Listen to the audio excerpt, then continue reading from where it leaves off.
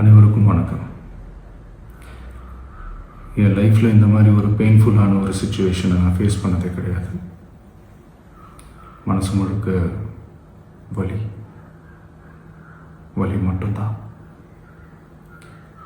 இந்த சுற்றுப்பயணத்தில் என்னென்ன மக்கள் பார்க்க வராங்க, அதுக்கு ஒரே ஒரு காரணம் தான், அவங்க என் மேலே வச்சிருக்கிற அன்பும் பாசமும்.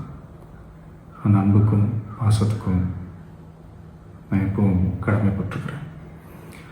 அதனால தான் இந்த சுற்றுப்பயணத்தில் மற்ற எல்லா விஷயங்களையும் தாண்டி மக்களுடைய சேஃப்டி, அதில் எந்த காம்ப்ரமைஸும் பண்ணிடக்கூடாதுன்றதுக்காக தான் அது என் மனசில் ரொம்ப ஆழமாக இருக்கும் அந்த எண்ணம்.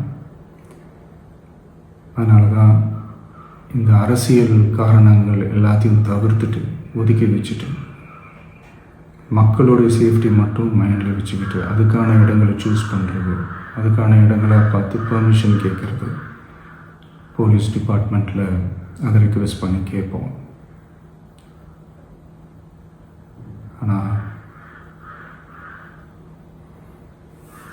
நடக்கக்கூடாதது நடந்துருச்சு.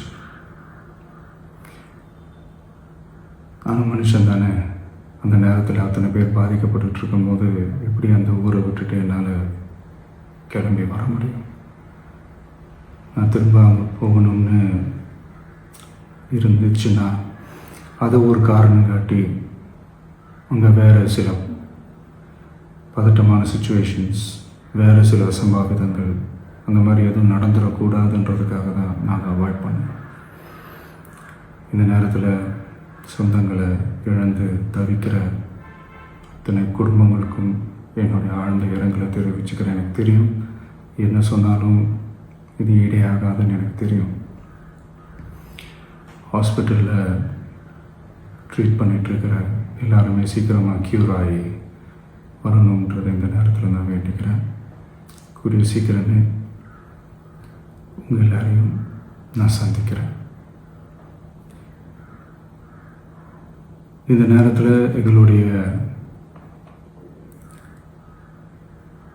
வலிகளை, எங்களுடைய நிலைமையை புரிஞ்சுக்கிட்டு எங்களுக்காக பேசின அரசியல் கட்சிகளை சார்ந்த நண்பர்கள், தலைவர்கள் அனைவருக்கும் என்னுடைய நன்றியை தெரிவிச்சுக்கிறேன்.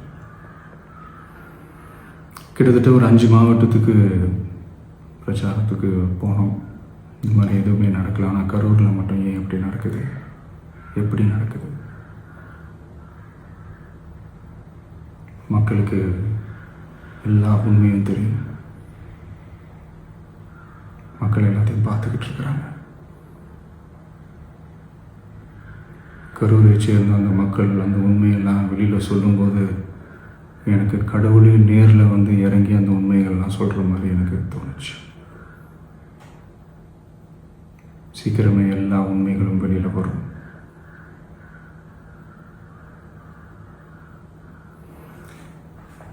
எங்களுக்கு தரப்பட்ட இடத்துல நாங்கள் போய் அந்த ஸ்பாட்டில் நின்று நாங்கள் பேசிட்டோம். அதை தாண்டி எந்த தவறும் எங்கள் சைடில் நாங்கள் எதுவுமே செய்யலை. பட் இருந்தாலும் எங்கள் கட்சியை சேர்ந்த நிர்வாகிகள், தோழர்கள் மேலே எஃப்ஐஆர், அது மட்டும் இல்லை சோஷியல் மீடியாவை சேர்ந்த நண்பர்கள், தோழர்கள், அவங்க மேலே எஃப்ஐஆர்லாம் போட்டு இப்போ பிடிச்சிக்கிட்டு இருக்கிறாங்க.